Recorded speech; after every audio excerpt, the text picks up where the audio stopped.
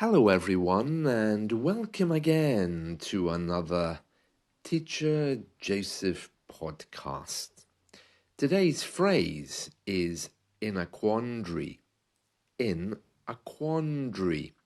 And we use this when we are in a state of confusion between two things. We have choices to make. We're in a quandary. Now, let me give you a few examples, first of all, just to explain what this means. Okay? The boss knew that he had to fire someone to save money for the company. He didn't know who to fire. He was in a quandary. The travelers weren't quite sure which way to go. They could see that the road split two ways, left and right. They were in a quandary. I'm in a quandary because I don't know what to make for dinner. There's chicken in the fridge and there's also fish. I'm in a quandary because I don't know what my guests will want to eat. Oh, I'm all in a quandary today because I have a meeting with my boss later and I don't know what to say to him. I'm not prepared. At the court, the jury had to decide if the man really did commit the crime. Either he was guilty or he was innocent. And the jury, it took them 3 days, and they're still in a quandary. So there we are. To be in a quandary is to be in a state of confusion. Now, this is a very, very common phrase. I use it almost every day. It's not that I have a lot of confusion in my life, but it's just one of those phrases that's very common. Across the English-speaking world, in Britain and America, in a quandary is something that you're going to hear. Now, English learners often find themselves in a quandary, or as we say in England, oh, I'm all in a quandary today, meaning I'm stuck in a quandary. We can use it with that extra word, all. English learners often find themselves in a quandary because they don't know how to move forward. Most of the people I speak to really are looking for some kind of guidance. It's not about grammar, it's not usually about communication, it's just they don't know how to get to the next level, how to move, really. And they don't even know how to tell me that. They're usually in a bit of a quandary. I was talking to someone yesterday and she told me, I just feel a bit stuck. She told me it was her grammar, but when we went through all of the grammar, we discovered that it wasn't the grammar because she knew everything. And then we practiced some speaking, and her speaking was okay. We spoke about accent reduction, but she said, I just don't seem to be kind of getting to that place where I want to go. The conversations I have are repetitive and low level. I don't know, I'm just a bit lost. She was in a quandary, and she didn't know even why she was in a quandary. To be in a quandary is to be in a state of confusion. Many English speakers feel that. People who've learned English but yet aren't quite hitting the place that they want to be. I think part of the reason for this is that we spend so much time learning a second language, and then suddenly we find the people around us are only using very basic phrases about the weather, small talk. And this is a big problem. British people rarely, these days, know how to hold a good conversation. Now, I love talking to people. I love finding out how they feel. I love asking them questions to get inside their head. And a lot of people really don't like that. A lot of people would prefer just to smile and walk away and say, lovely day. But those kinds of conversations aren't enough for me. I really like and enjoy good, deep conversations. I don't like mixed messages. I like things to be very clear and for people to speak their mind and tell me how they feel. That seems to be quite rare these days. When you're in a quandary learning English, there's a few things that you can do. First of all, you have to be very clear on why you're in a quandary. I think one of the reasons why is because of the way that we are taught English. When we're at school, we're told to face the front and you have to behave. It's strict, it's disciplined, and there's not a lot of room in that for exploring your own mind. We have hobbies outside of school which we run to escape the boredom of the book.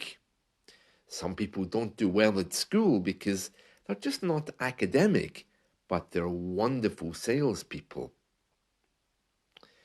When you're learning English, you have to really be aware of all of these kind of things. When you're at school, very strictly you're told the book is the only thing that matters. But yet when you're older, what really matters is meaning. Building up friendships with people who give you patience and time, and also knowing that you're understood. Just to be a little bit affirmed by people. Someone to tell you, you're doing well. In an English class with 10 people, that's quite hard because it's a bit like school. You have to face the front and you basically have to just listen while the person in authority speaks.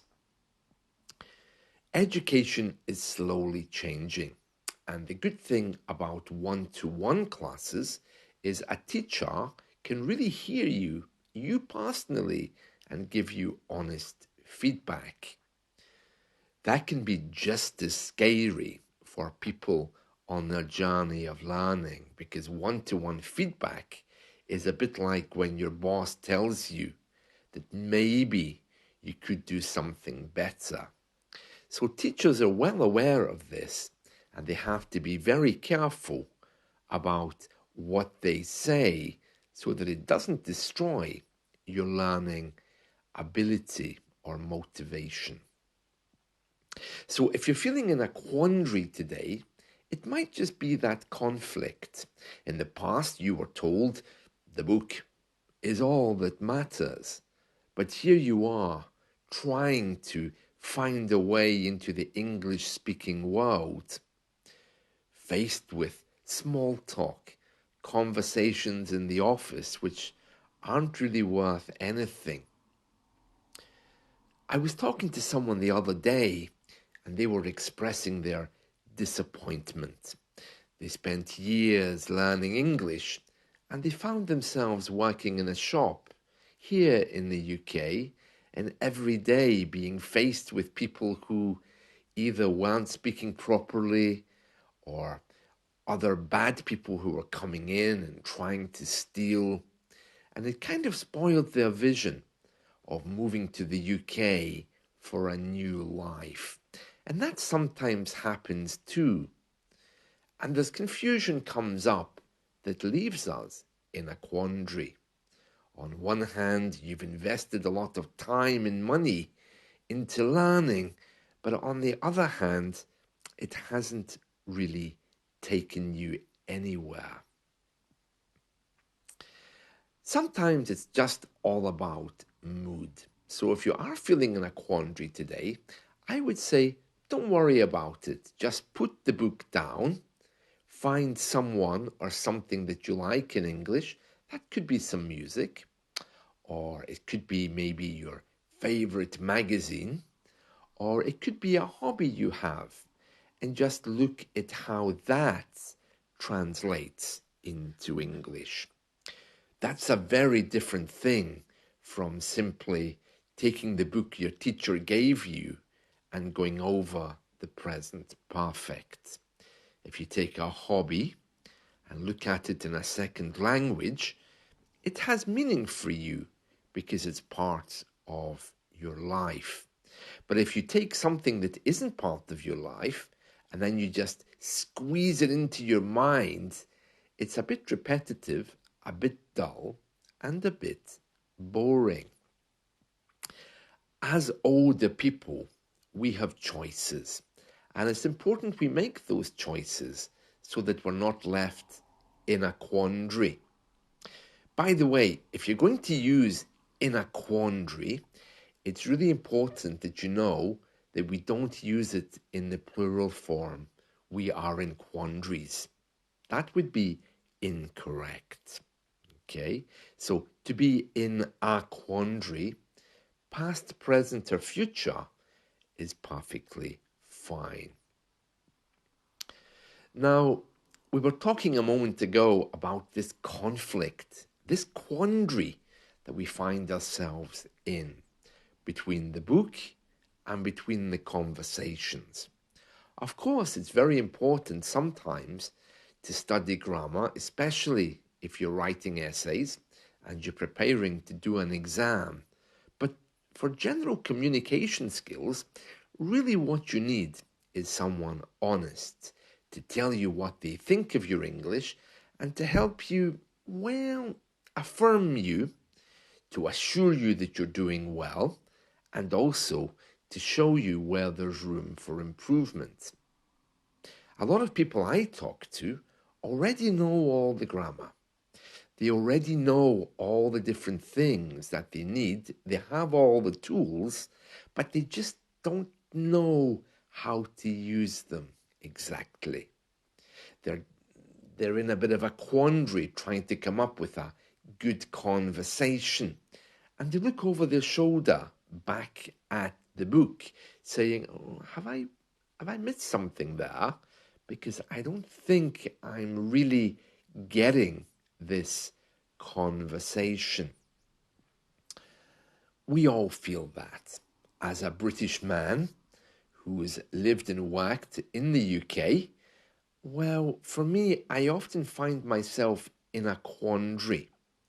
One thing which happens here for all of us is that at different times of our lives, we often do jobs or are around people that we really don't like.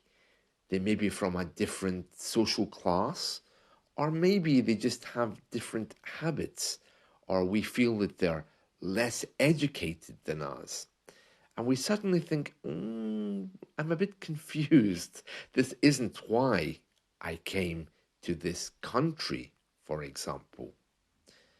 I found that working in other countries too. You make this really big effort to move, and then suddenly you find yourself either being too afraid to speak, or when you do speak, there isn't much of a conversation going on with the person, and you think, this really isn't my dream. Perhaps some of you are feeling that way today. You're in a quandary. You're looking at the book, and it's not really matching what you're finding. You're looking for a good conversation. You're looking for a way to move forward with the correct materials, and it's all becoming a little bit hazy. That's to be in a quandary, and the answer is to move away from academia and really jump into your dreams.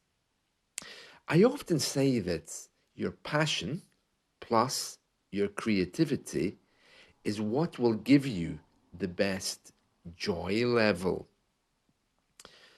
Some people they don't think of a joy level when they think of learning English. They want to be in that place, but again, they're looking over the shoulder.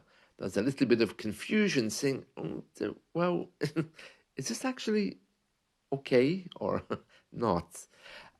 So that's to be in a quandary. And my advice to you today, if you are feeling that way, put the books down. What are you passionate about today? Doesn't matter how ridiculous it is, whether it's arts, whether it's painting, whether it's exploring someone's mind, whether it's a romantic relationship, do it in English. That will give you a higher sense of fulfillment than trying to work out what the present perfect is. Let the present perfect come naturally while you're exploring your passion. So that's it from me today.